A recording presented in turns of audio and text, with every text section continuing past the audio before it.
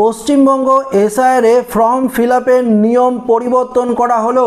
Relationship হিসাবে আপনারা কার নাম দেবেন, বাবার নাম না মায়ের নাম, না দাদুর নাম না দিদার নাম, পাশাপাশি কাকুর নাম দেবেন না জেঠুর নাম দেবেন, দাদার নাম দেবেন না দিদির নাম দেবেন, সমস্ত কিছু জানাবো আজকের এই ভিডিওটিতে। কেননা গতকালকেই কলকাতার নজরুল মঞ্চে সমস্ত বিএলওদের এই এনুমারেশন ফর্ম ফিল আপের পদ্ধতি নিয়ে প্রশিক্ষণ দেওয়া হয়। এই প্রশিক্ষণ পরেই কিন্তু প্রকাশিত করা হয় পশ্চিমবঙ্গের ফর্ম ফিল আপের যে বাংলা প্রসেস, অর্থাৎ বাংলায় ফর্ম প্রকাশিত করা হয়েছে, কিছু নিয়মও পরিবর্তন হয়েছে, বয়স অনুযায়ী কোন কোন ডকুমেন্টসের কথা বলা হয়েছে, সমস্ত কিছু জানাবো আজকের এই ভিডিওটিতে। পাশাপাশি বিবাহিত মহিলারা কি করে ফর্ম ফিল আপ করবেন, আপনারা অভিভাবক হিসাবে নিজের বাবার নাম দেবেন না স্বামীর নাম দেবেন, সমস্ত কিছু থাকবে আজকের এই ভিডিওটিতে। তো আশা রাখবো ভিডিওটিতে আপনারা প্রত্যেকেই প্রথম থেকেই শেষ পর্যন্ত সঙ্গে থাকবেন। তো বন্ধুরা, আপনারা অন স্ক্রিনে দেখতে পাচ্ছেন এটি নির্বাচন কমিশনারের তরফ থেকে প্রকাশিত করা এনুমারেশন ফর্ম। আপনাদেরকে আগেই জানিয়েছিলাম যখন নির্বাচন কমিশনারের তরফ থেকে আমাদের পশ্চিমবঙ্গে এনুমারেশন ফর্ম একদম প্রকাশিত করা হবে বাংলা ভাষায়, সেই নিয়ে আপনাদেরকে ভিডিও জানাবো এবং সমস্ত কিছু পরিষ্কারভাবে জানিয়ে দেব যে এই নতুন ফর্মে আপনারা কিভাবে ফিল আপ করবেন, রিলেশনশিপে আপনারা ঠিক কার কার নাম দেবেন, বিবাহিত মহিলা থেকে শুরু করে পুরুষ, ছেলে, অবিবাহিত মেয়ে, সবার ক্ষেত্রেই এই ভিডিওটি খুবই গুরুত্বপূর্ণ হতে চলেছে। তো অন স্ক্রিনে আপনারা যেটি দেখতে পাচ্ছেন নির্বাচন কমিশনের লোগো, ভারতের নির্বাচন কমিশন, গণনার ফর্ম দেখতে পাচ্ছেন, name and contact number BLO. যেই বিএলও আপনার বাড়িতে এসে এনুমারেশন ফর্ম দেবে তার কন্ট্রাক্ট নাম্বার এবং তার নাম কিন্তু এখানে আগে থেকেই লেখা থাকবে, যেটি এখন দেখতে পাচ্ছেন ব্লার করে দেওয়া রয়েছে। পাশাপাশি দেখতে পাচ্ছেন এখানে আগে থেকেই আপনাদের নিজের নাম, ভোটার কার্ড নাম্বার সেগুলো আগে থেকেই লেখা থাকবে দেখতে পাচ্ছেন। পাশাপাশি আপনার পার্ট নাম্বার থেকে শুরু করে বিধানসভা কেন্দ্র সমস্ত কিছু কিন্তু আগে থেকেই আপনারা প্রিপ্রিন্টেড পাবেন। এই যে কিউআর কোডটি দেখতে পাচ্ছেন ঠিক এমনই একটি কিউআর কোড কিন্তু এখানে থাকবে। পাশাপাশি আপনার যে ফটো, সেই ফটো পুরনো আগের যে ভোটার ফটো রয়েছে সেটি আগে থেকে এখানে থাকবে এবং সম্প্রতি দেখতে পাচ্ছেন যে একটি ফটো, পাসপোর্ট সাইজের ফটো আপনাদের কিন্তু এখানে জুড়ে দিতে হবে। তো এনুমারেশন ফর্মের এই ধাপটা আপনাদের করতে হবে। পরবর্তী দেখতে পাচ্ছেন পরিষ্কার বাংলা ভাষায় লেখা রয়েছে জন্মের তারিখ, প্রথম তারিখ, মাস, বছর আপনাদের লিখতে হবে। এই জায়গাতে আপনাদের দেখতে পাচ্ছেন পরিষ্কারভাবে একদম প্রথমে যে বক্স থাকবে সেখানে আপনারা কিন্তু জন্মের তারিখ অবশ্যই তারিখ দেবেন, তারপর মাস অবশ্যই উল্লেখ করবেন, পাশাপাশি কিন্তু জন্ম সন, কত সনে জন্ম সেটিও আপনাদের এই জায়গাতে ভালো করে লিখতে হবে, ভুল করলেই কিন্তু সমস্যা হবে। আধার নাম্বার অনৈচ্ছিক, তবে অবশ্যই আমি বলবো আধার কার্ডের নাম্বারটি এই জায়গাতে ভালো করে কিন্তু আপনারা দিয়ে দেবেন। আধার কার্ডটি সামনে রেখে অবশ্যই সেটি ভালো করে আপনারা দেবেন। মোবাইল নাম্বার অবশ্যই আপনাদের একটি ভ্যালিড মোবাইল নাম্বার দিতে হবে, যেই মোবাইল নাম্বারটি আপনাদের সবসময় খোলা থাকবে। ফর্মে যদি কোনো রকম ভুল হয় বিএলও অফিসাররা সঙ্গে সঙ্গে আপনার সাথে যোগাযোগ করতে পারবে।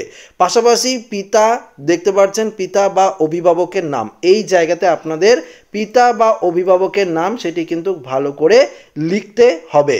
যে আপনার যদি বাবা থাকে তো বাবার নাম লিখে দেবেন, বাবা যদি গার্জিয়ান হয়ে থাকে তো অবশ্যই আপনারা এখানে বাবার নাম লিখে দেবেন। এবং যারা বিবাহিত মেয়ে রয়েছেন, মহিলা রয়েছেন, তাদের যদি ভোটার কার্ড ট্রান্সফার করে থাকেন, ভোটার কার্ডে যদি আপনাদের স্বামীর নাম থাকে সেক্ষেত্রে আপনারা এই জায়গাটি ক্রস করে অভিভাবকের নাম হিসাবে স্বামীর নাম লিখতে পারেন।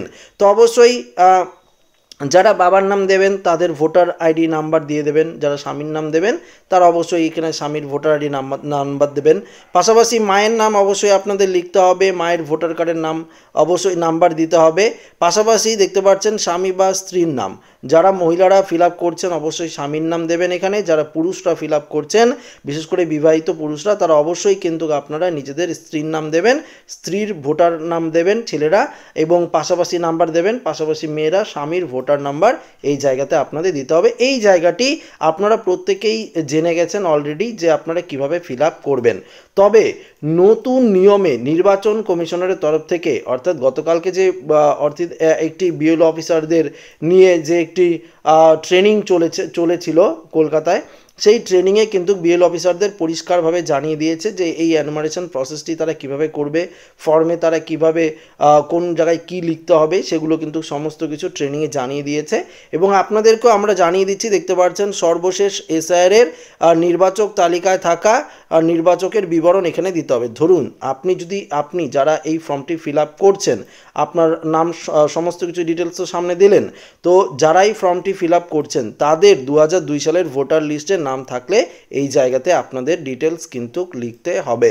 তো ধরুন অনেক ক্ষেত্রেই দেখা যাচ্ছে 2002 সালে তো সবার লিস্টে নাম নেই, তো এই জায়গাটি আমি পরবর্তীতে বলছি।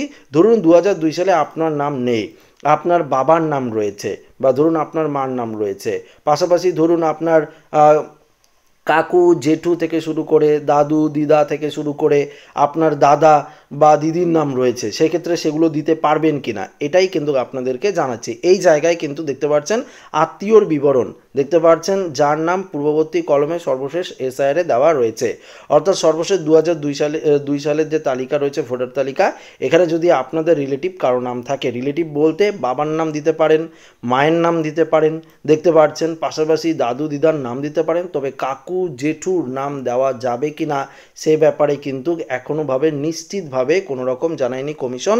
তবে অবশ্যই আমি বিএলওর সাথে কথা বলেছিলাম, তো একজন বিএলও বললো যে এই ব্যাপারে কিন্তু সেও এখনো পর্যন্ত নিশ্চিত নয়, যে জানে না কাকুর নাম জেঠুর নাম দিলে হবে কিনা, তবে বলে দিয়েছে বাবা বা যদি আপনারা মার নাম দেন, পাশাপাশি যদি আপনাদের ঠাকুরদা ঠাকুরমার নাম দেন সেক্ষেত্রেও কিন্তু চলবে, কোনো রকম সমস্যা হবে না।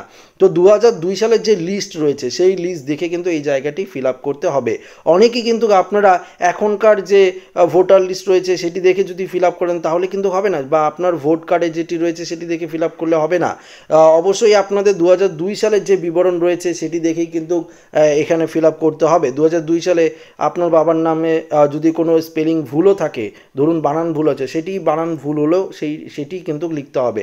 বাবার যে ভোটার কার্ডের নাম সেটি দেবেন, আত্মীয়তার নাম দেখতে পাচ্ছেন, এই যে জায়গাগুলি আত্মীয়র নাম অবশ্যই কিন্তু রিলেটিভ নেম হিসাবে আপনার বাবার নাম দিতে পারেন, সম্পর্ক অবশ্যই বাবা এখানে লিখবেন, পাশাপাশি জেলা কোন জেলায় বসবাস, রাজ্যের নাম দিবেন, বিধানসভা ক্ষেত্রের নাম দেবেন, বিধানসভা ক্ষেত্রের নাম্বার কত দিতে হবে, অংশের নাম্বার, পার্ট নাম্বার কত, ক্রমিক নাম্বার কত, এগুলো কিন্তু অবশ্যই ভালো করে ফিল আপ করতে হবে। তবে এই জায়গাটি কিন্তু অবশ্যই আপনার রিলেটিভের হবে, অর্থাৎ বাবা বা মা বা ঠাকুরদা ঠাকুরমার হলে অবশ্যই আপনারা কিন্তু ফিল আপ করবেন।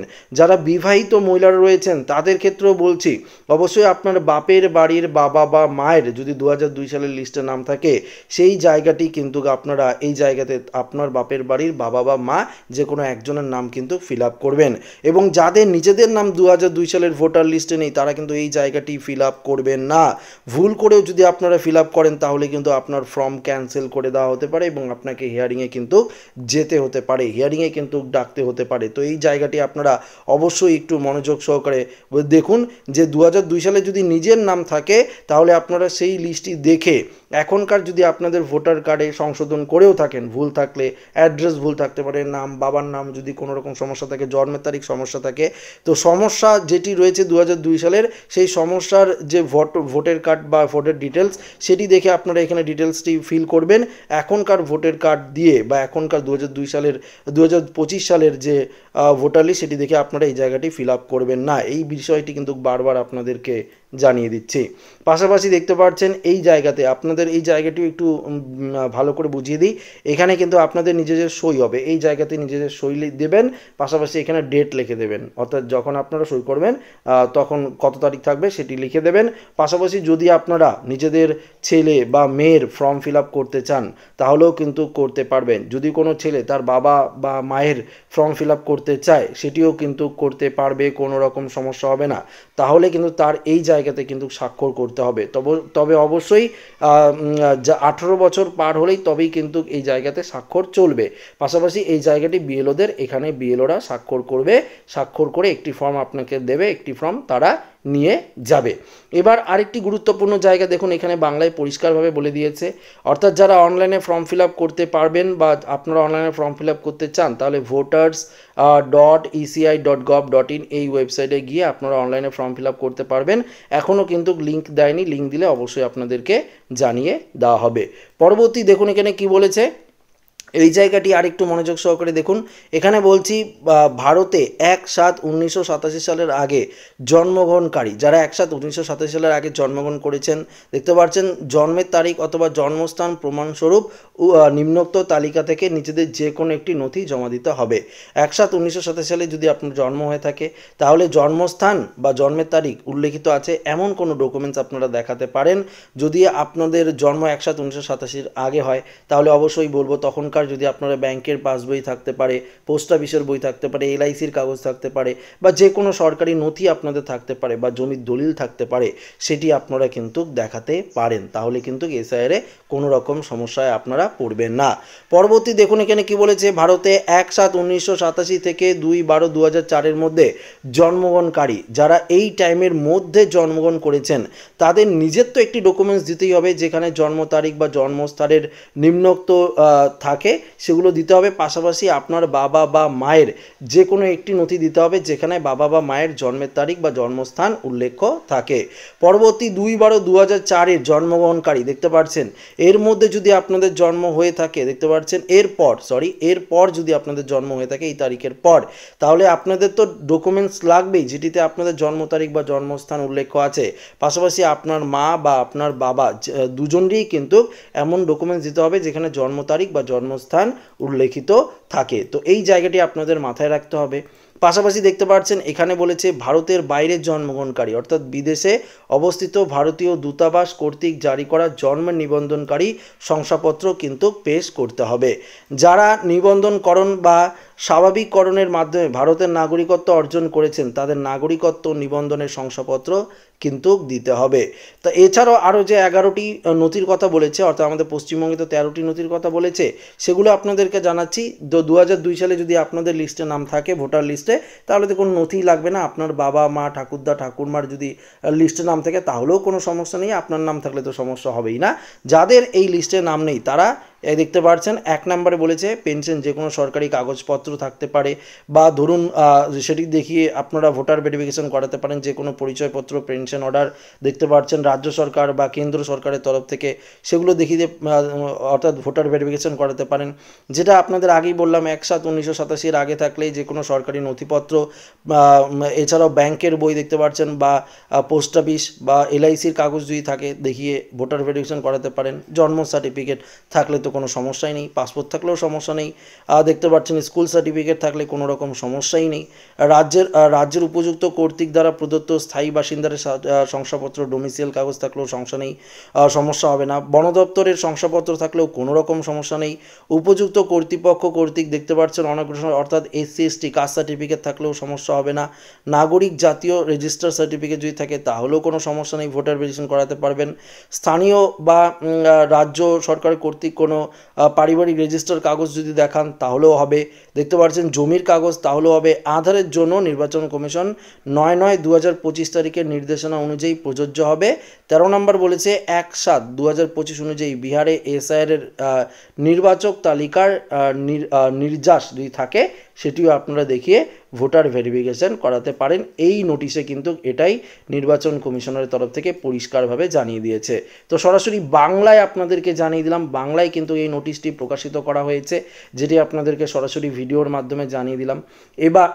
এবার আপনাদেরকে বলছি, যে সমস্ত বিবাহিত মহিলারা ভোটার কার্ড ট্রান্সফার করেছেন এবং ট্রান্সফার করার পর আপনার স্বামীর নাম রয়েছে, সেক্ষেত্রে আপনারা অভিভাবক হিসাবে স্বামীর নাম দিলেও রিলেটিভ হিসাবে বাবা মায়ের নাম দেবেন, অর্থাৎ আপনার বাবা মায়ের নাম দেবেন বাপের বাড়ির। যদি আপনাদের 2002 সালের ভোটার লিস্টের নাম না থাকে তাহলে এই নথিগুলো তো বললাম, এই নথিগুলোর মধ্যে যে কোনো একটি নথি যদি আপনারা দেখান তাহলেই ভোটার ভেরিফিকেশন করাতে পারবেন।